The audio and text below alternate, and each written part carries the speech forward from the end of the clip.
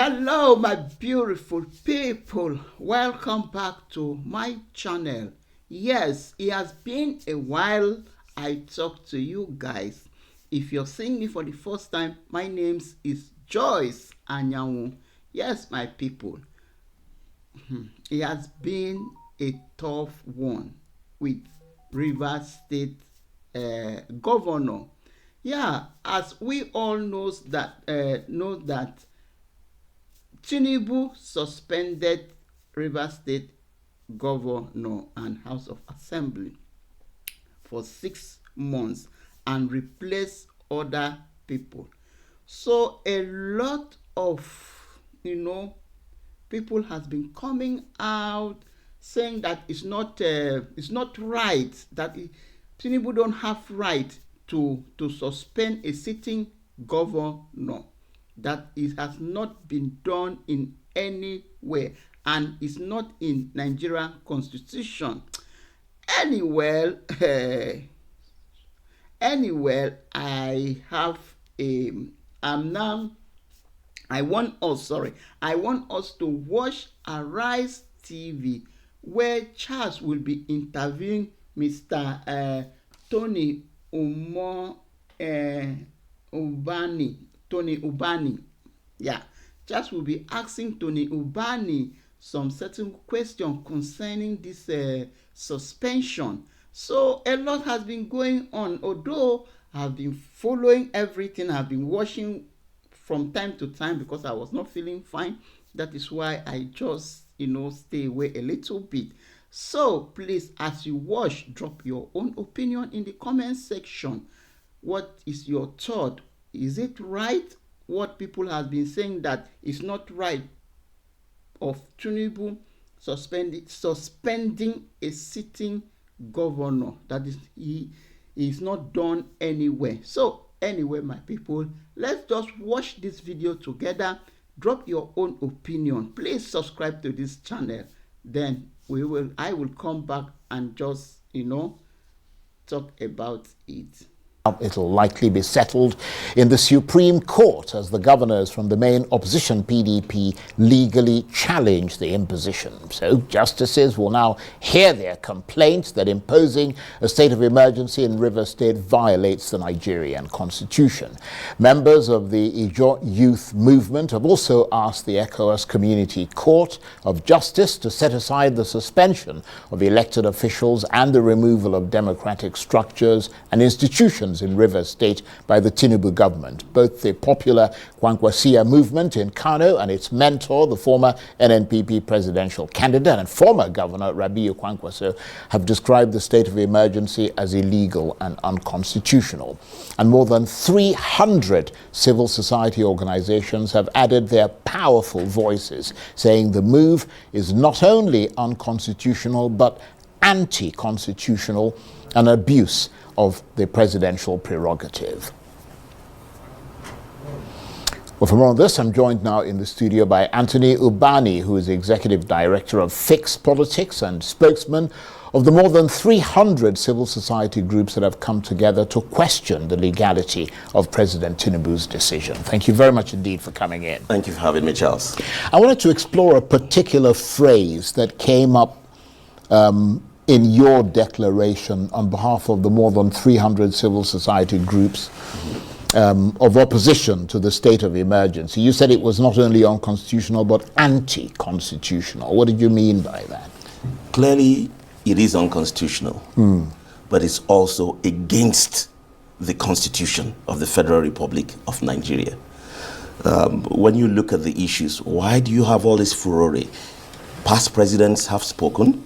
President Jonathan, President Obasanjo, former Senate presidents have spoken. Wabra has spoken. You've just listed a number of former governors, incumbent, that have spoken. You've made the point that the opposition party, PDP, has gone to court. What is it about this that has created such excitement in the country? Negative excitement, if I must emphasize. There are two key issues specifically that has created all this furore in the country, needless furore. One, the unconstitutional nature of the state of emergency. The 1999 Constitution, as amended, of the Federal Republic of Nigeria, states very clearly the conditions that have to exist for a president to authorize a state of emergency. The NBA president, which is the largest body of lawyers in this country, Bar Association. that's right, has come out clearly and made it clear, in no ambiguous terms, that those conditions were not met. And made it also clear that the declaration is unconstitutional. Secondly, the suspension of a duly elected governor of a state, the suspension of a duly elected state house of assembly is an overreach, an executive overreach by the president. There is nowhere, directly or indirectly, where the Constitution says that his president can suspend an elected governor, an elected House of Assembly.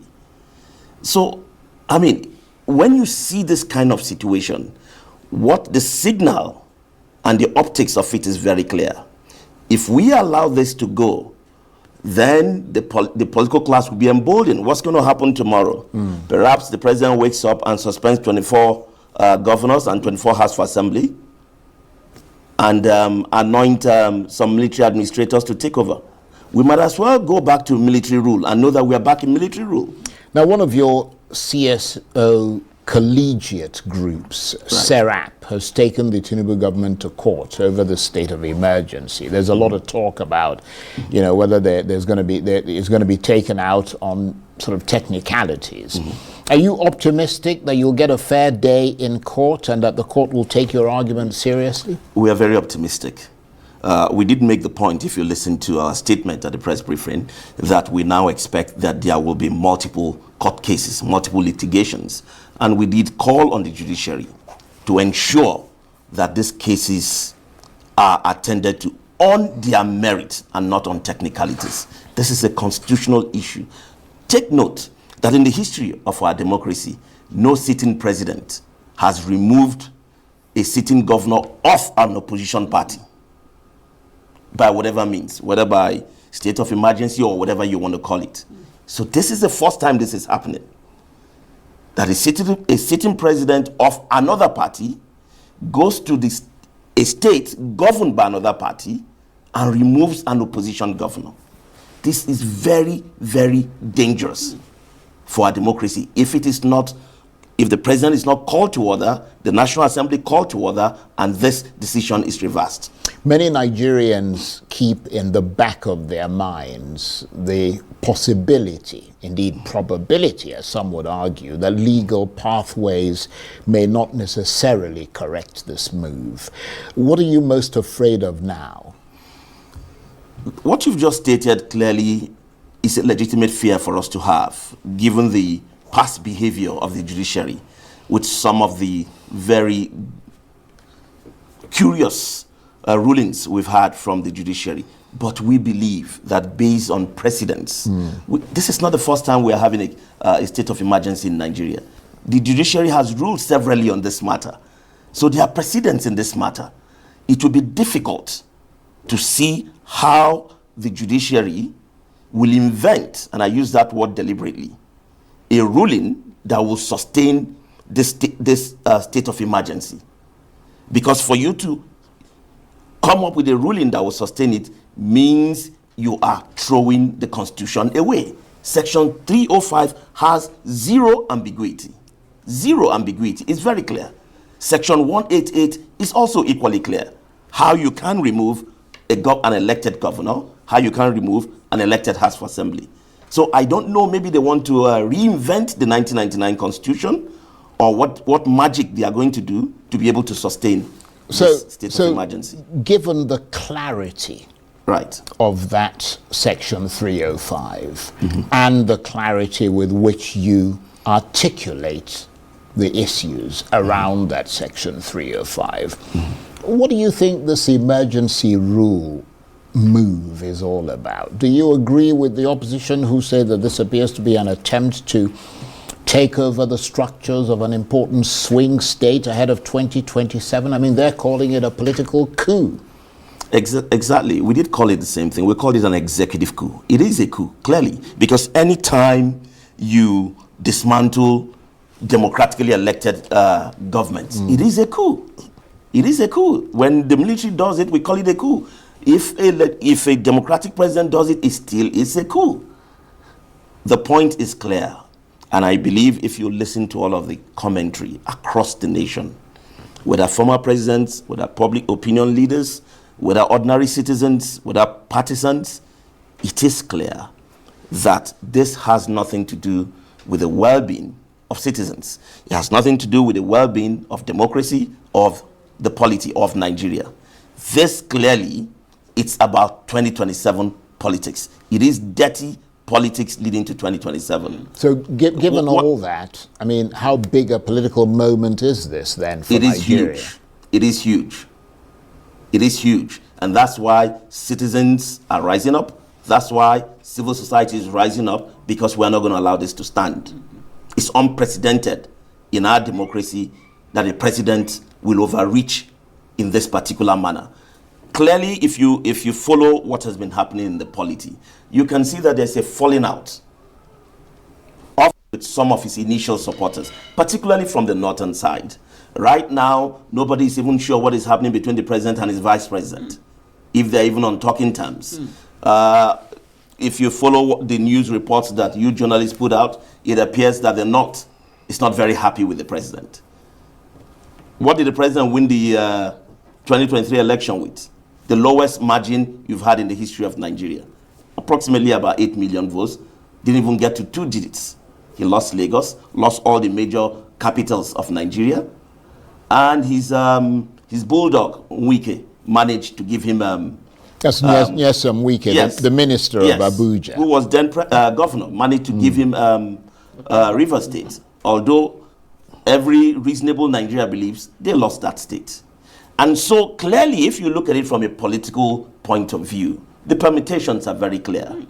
We probably are not going to do so well in some of the northern states that we did well in 2023. We probably also might not do so well in some of the other southern states we did. Except by some miracle, you get this economy pumping, doing so well by 2027, which I know is not going to happen. And even if it was on its way to happening, this whole confusion created by the state of emergency have brought distrust in the system. So what's the point now? What do they have to do? It is clear to them that if they lose Rivers, there's no calculation through which he can stay as president. If he loses Rivers, that's an important swing state, isn't it? Very important swing state with huge votes. So if he loses Rivers, it's over.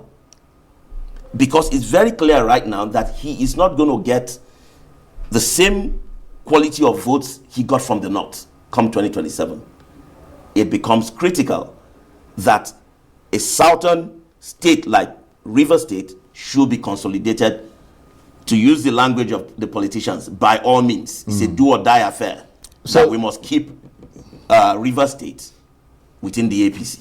So as the country drifts more towards this alleged authoritarianism, in your assessment, what does that tell you about the democratic environment heading towards 2027? Is your expectation, given all these things that you talked about, that election will not be free and fair? It is yet to be seen. First, let me say that we have been encouraged recently by 2 bills that have passed second reading in the National Assembly. The early voting bill and the diaspora bill.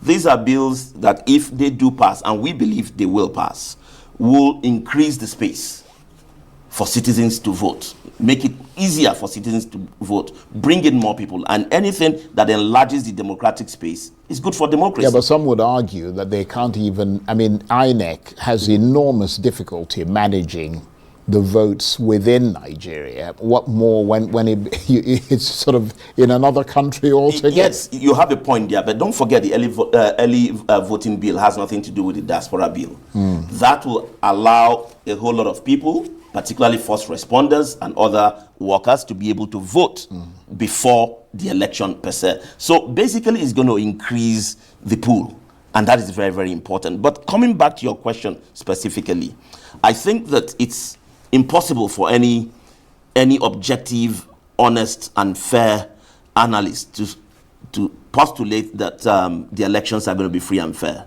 We've not had free and fair elections since the beginning of this republic. So I don't have any logical basis. I don't have any facts. I don't have any evidence on the table to suggest that by some magic, 2027 is going to be free and fair. But it is the hope and expectation of civil society that will continue to push, continue to encourage the political class to lower the temperature and allow this democracy that so many died for Is there to a work. way to strengthen the independence of the Electoral Commission? There are so many ways to do it. There's so many ways to do it. But the critical point here is, will the political class do what is needful for the electoral management body to be independent? They won't. They won't allow the judiciary to be independent. They won't allow the police to be independent. They won't allow the electoral management body to be independent, because those are the institutions that they capture and compromise in order to stay in power. So that's where we are in Nigeria. Everyone knows that's the truth. That's where we are. Well, but we'll continue to push, to advocate, and to work with relevant stakeholders to see how we can get change and reform happen in Nigeria. But let me just chip this in. There's so much talk about 2027 election, but I would dare say that the biggest challenge we have in Nigeria is not the elections, it's the constitution. This same constitution that the president has just thrown in the dustbin and acted very irresponsibly.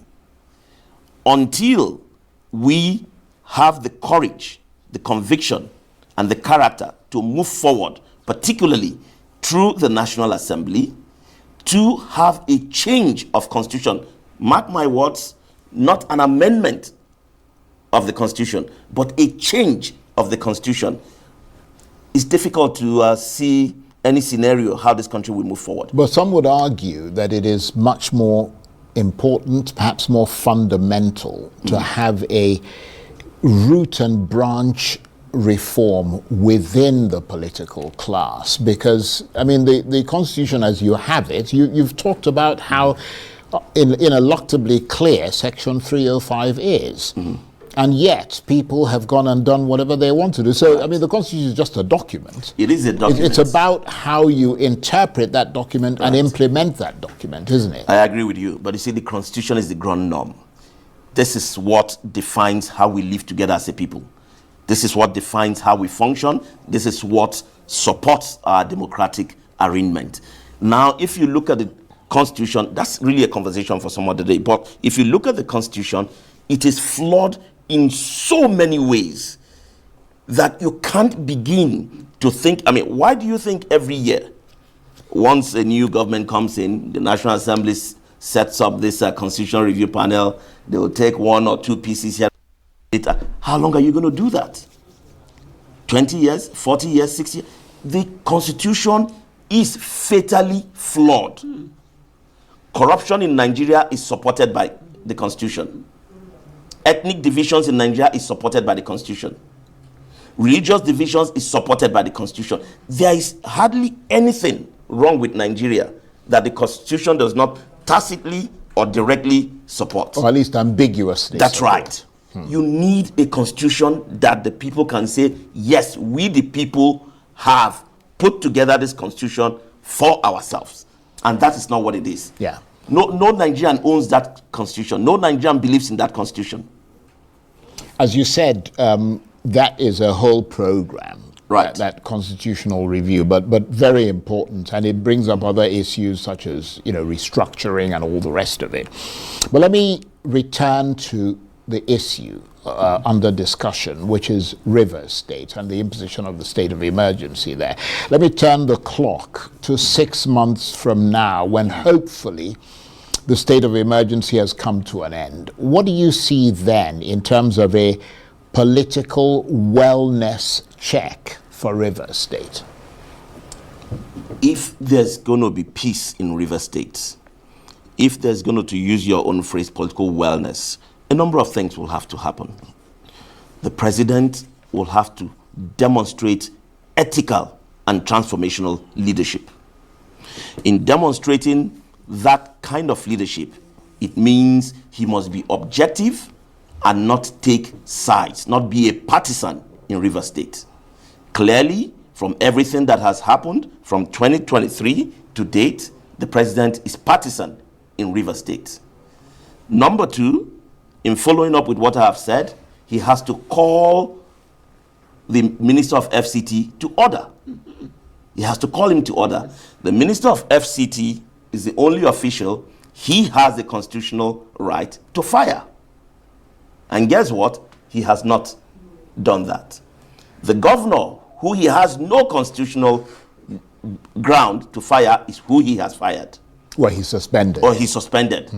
So one, he must call the minister to order, because there's no analysis. There's no way you look at the crisis in River State that it does not begin and end with the name Nyeso Wike. And one man cannot hold an entire state to ransom. So the president must have the courage and the conviction to call him to order and ask him to allow the incumbent governor to lead and to govern. Well, and then the incumbent governor will have to sit with his House of Assembly members and find accommodation. And hopefully, the elders in River State will also join this conversation, and we will have peace in River State. Well, we'll be watching developments very closely. I want to thank you very much indeed for coming. Beautiful people. We have watched this video together of Tinubu, suspending a sitting governor in River State. That is Fubara. Yes. We have heard what Mr. Ubani has just explained, and exactly what he has explained, that is what a lot of people has been saying, that Tinubu don't have any right, constitutional right, to suspend Fubara from his seat, And the problem I really want, as he has just analyzed everything, that River State problem is just Wike, because we remember when this matter came up and Tinubu invited them, and we know the statement that Tinubu said to Fubara, that you have to humble yourself. So we didn't really know what is the meaning of that humility, that he wanted Fubara to humble himself. For me, I understand that word, that Fubara should humble himself and go to Wike and apologize. Apologize for what? This is the problem I don't understand. Anyway, Tinubu have to come out and tell us what connection, what business him and River State and Wike really have. Because according to what Mr. Tony Ubani has just said, that the person Tinubu supposed to suspend is Wike, not even River State governor.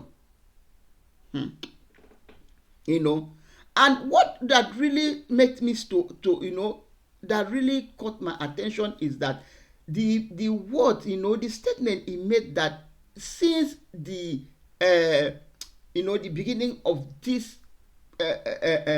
democracy, there has not been a fair and free election. We have never seen it. Anyway, he talked a lot, and which we know. And the question is that, according to what Charles make, that what are we going to do? So the problem is just INEC. Removing INEC or reshoving, just for me, just sack all these INEC officials that are present right now. They should just sack them, remove them, and replace fresh-minded people. Let's see if things will work, because all this one, the man is just saying that right now, northern part of Nigeria, they are very, very angry with Tinubu. Even he made a mention that even the vice president right now, maybe they are not in a talking term, because nobody has been seeing him, nobody has been hearing anything from him. So they are not. He's even suspecting that they are not in the talking term. And he said that even, remember 2023 election, he lost even Lagos State, that is his own state. He lost Abuja, and he said all of us knows that even the Rivers State, we saw what Wike did in Rivers State. The way they were burning ballot paper, the way they were changing vote, the way they were, a lot of things for him to just give that Rivers State to Tinubu. And according to the agreement they made, Tinubu, you make me a minister and I will give Rivers State. That is just what happened. And we have seen it is just clear. And for me, I don't know if in Nigeria, if voting counts, because even though Tinubu know what he's doing, Tinubu really know that he himself, he did not win that 2023 election, but he used his connection and his money to buy that position. That's why he don't really care. He don't really care, because if he really won that election and people put him there and they voted for him, Tinubu will sit up. He will be listening to people's voices, because he will know that if I don't listen to them, I don't do what they like. Remember, they are the one that put me in this position. If I don't do what they want, I might not win next election. So he will sit up and he will put everything to straight. But because he knows deeply in his mind that, after all, when I came to this seat, nobody put me here. I use my own power and my own connection to put myself here. If you like, if northern part of Nigeria want to vote for Tinubu, any state that want to vote for Tinubu, it doesn't even concern Tinubu, because Tinubu knows his way. He know how he did it 2023, so he will still know the way to do it this time. The only problem, according to what this man has just said, that the only problem Nigeria has is the constitution. Except they go back to the constitution and follow the constitution. That's the only place peace will reign. But I disagree with him, because constitution has nothing to do. My biggest problem in Nigeria is the corruption. The corruption that is taking place in Nigeria is just too much. The corruption is too much. A copper came out just to voice out, just to speak his own mind, just to tell Nigeria the way she is feeling. That lady, he started getting threats from all these people that are answering Sasa Mama. So in Nigeria, I don't know if Nigeria is a dictating country, or are we no more practicing a democracy? That somebody cannot even speak his mind, somebody cannot speak the way he feels, because he's so afraid of the government. Or I don't know. We are the government. The people are the government, and the government are the people. So I don't understand why we have to be struggling so hard for us to live in our own country again. We are struggling so hard to even afraid to even talk in our own country. Tell me how the country would be better. And talking of taking Tinubu to court, my God, who is the owner of court? He will not even bring anything, because the judiciary system itself has kaput. The judicial system itself is not even working. Nothing is working. So who is court? Is it not Tinubu that is court? Tinubu himself is a court. Before he sit down to do that thing, to suspend that Rivers State governor, he has thought about this. He did not sit him alone to do this. They gather with his caban. And before he came out to do this, it's something they have already written. It's something that they have already planned. So I just pray, going to court, not going to court. And apart from that, I don't even have any pity on Fubara. Yes, I say it with my chest. Yes, because it's still the same Fubara and Wike that rigged election in Rivers State. Yes, because Wike want him to come there, so they play the part of rigging the election. So he got, you see, in life, don't you sow what you plan. Yes, that is what I will say. The finger you point to other person, the other one is following you. So all these governors that are coming out to blame Tinubu, they're coming out to say, why must Tinubu do that? Why must Tinubu not do it? For me, because Rivers State is same for Fubara and Wike that rigged the election of Rivers State. Wike cannot rig the election alone. Fubara must be among the people that will rig the election. Two of them, all of them. So why are they crying now? So let Wike do what what Fubara promised Wike. Let him do to Wike, because Wike is his godfather. Yes, let him go. Let him do what Wike asked him to do, because Wike put him in that position. So all this one they are talking that, the whole thing that Nigeria, that country is no go area. No go. That is already a red zone. It's already a red zone to me. Anyway, my beautiful people, you have watched to this time. Drop your own opinion in the comment section. Yes, drop your opinion in the comment section. What you think, what is your thought on what Mr. Ubani has just explained, So just drop your own opinion. Please subscribe to this channel, like, share. Thank you, and I will see you guys in my next one. Bye for now.